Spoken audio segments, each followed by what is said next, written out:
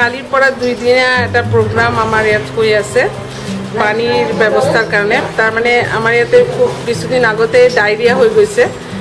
আমাৰ ল'ৰা ছোৱালীখিনিৰ এয়াৰনেছৰ কাৰণে NGO ইকো কনচেপ্ট আৰু পাব্লিক হেল্থৰ পৰা তেওঁলোকে আহিছে, আহি আমাৰ ইয়াতে এৱাৰনেছ প্ৰগ্ৰামটো কৰিছে।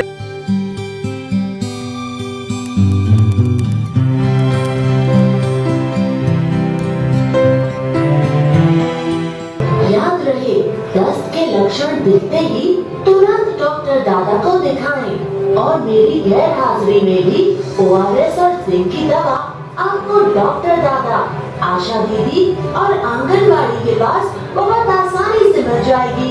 ভাল লাগিছে ফিল্ম দেখায়, ল'ৰা ছোৱালীও খুব ইণ্টাৰেষ্ট পাইছে, আমিও ইণ্টাৰেষ্ট পাইছোঁ, বহুতখিনি ল'ৰা ছোৱালী শিকিব পাৰিছে। খালি মানে আমাৰ ডায়েৰিয়া, টাইফয়েড বিভিন্ন ৰোগৰ কেনেকৈ হয়, পানীৰ পৰা কেনেকৈ বিয়পে সেইবিলাক আলোচনা কৰা হৈছে। একবারে নিজেরা ভালো কাজ করতে চাই, আমরা যদি এইখানে করি হয়তো আমিনগাঁওর আশেপাশে এরিয়াতে এই আমাদের কথাগুলো পৌঁছে যাবে। পানীৰ এই বিভিন্ন ধৰণৰ প্যাৰামিটাৰবিলাক টেষ্ট কৰি পেলাই তাৰ গুণাগুণটো নিশ্চিত কৰি যে এইবোৰ ৰেঞ্জৰ ভিতৰত আছে নে নাই, খাব পৰা গুণাগুণৰ ভিতৰত আছে নে নাই সেইটো টেষ্ট কৰি চাব লাগে।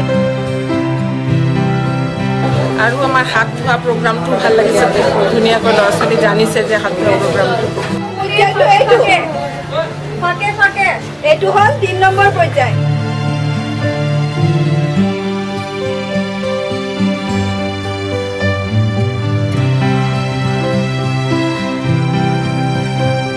আৰু আজি আমাৰ ইয়াতে পানীৰ টেষ্ট হৈ আছে, ল'ৰা ছোৱালী ঘৰৰ পৰা পানী লৈ আহিছে, আনি তাৰপিছত এইবিলাকৰ টেষ্ট নিজেও কিছুমান ল'ৰা ছোৱালী এইবিলাকত ভাগ লৈছে, ভাগ লৈ এইবিলাক কৰিছে।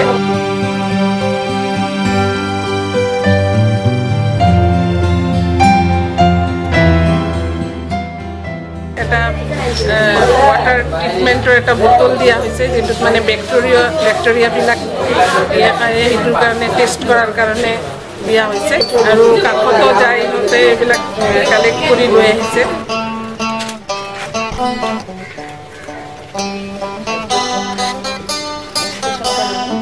সাপ্লাই জলের ব্যাপারটা মানে রেলওয়ে সাপ্লাইটা না, আমাদের তো লিক হয় না, ওটা তো কিসের থেকে আসে না, আমরা পাইপ লাগানোই আছে। আর জলটা কি মাঝে মাঝে বন্ধ হয়ে থাকে? বন্ধ, খোলা খোলা না? হ্যাঁ, খুবই খোলা।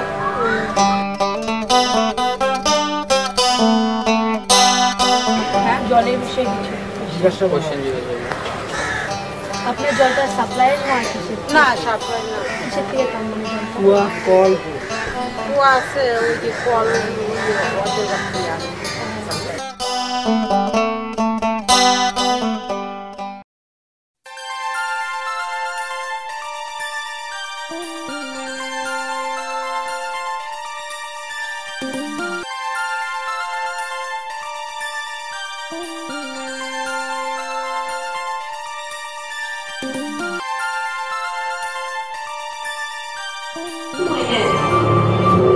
अरे तो क्या आफत आ गई, हो जाएगा ठीक। दस्त बीमारी नहीं कोई आम, जालिम दस्तासुर का लगता है ये काम। घरेलू नुस्खे न आजमाओ, उपाय के लिए जल्दी डॉक्टर दादा के पास जाओ। তোমালোকে আটাই জানা পানীৰ পৰা কি ধৰণৰ বেমাৰ হয়, ডায়েৰিয়া হওক, কলেৰা হওক, জণ্ডিছ, পেটৰ বিষ, ইয়াতে কাৰ কাৰ পেট বিষায়? হাত দাঙাচোন, হাত দাঙা। একদম পানী খাই মানে সঘনে পেট বিষায়, কাৰোবাৰ সঘনে পেট বিষায়। তোমালোকৰ অঞ্চলত আমি টেষ্ট কৰি অলৰেডি গম পাইছো যে বহুত আইৰণ আছে, হয়নে? পানীত বহুত আইৰণ আছে। আজি আমাৰ বিদ্যালয়ত তেওঁলোকে সুন্দৰভাৱে বিজ্ঞানসন্মতভাৱে পানীবিলাক পৰিষ্কাৰ কৰাৰ ক্ষেত্ৰত পানী কেনেধৰণে পৰিষ্কাৰ কৰিব পাৰি সেইটো তেওঁলোকে সুন্দৰভাৱে বিজ্ঞানসন্মতভাৱে বুজাই দিছে। আমাৰ বিদ্যালয়ৰ ছাত্ৰ ছাত্ৰীবিলাকে তেওঁলোকৰ ঘৰলৈ গৈ অন্ততঃ নিজৰ মাক দেউতাকক যে পানীবিলাক কেনেকৈ বিশুদ্ধ কৰি খাব লাগে, বিজ্ঞানসন্মতভাৱে কেনেকৈ পানী চাফা কৰিব পাৰি, তাৰ দ্বাৰাই তেওঁলোকে অন্ততঃ তেওঁলোকৰ অঞ্চলত অন্ততঃ সজাগতা আনিব পাৰিব বুলি মই দৃঢ় বিশ্বাস।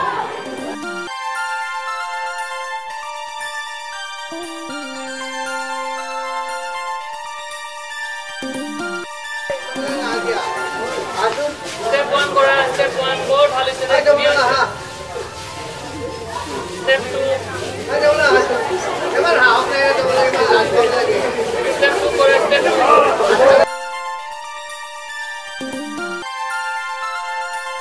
হেলথ ডিপাৰ্টমেণ্টৰ লগত লগ হৈ আমি ইণ্টেনচিফাইড ডায়েৰিয়েল কণ্ট্ৰল ফৰ্টনাইট আমিও গোটেই অসমতে অবজাৰ্ভ কৰিছোঁ।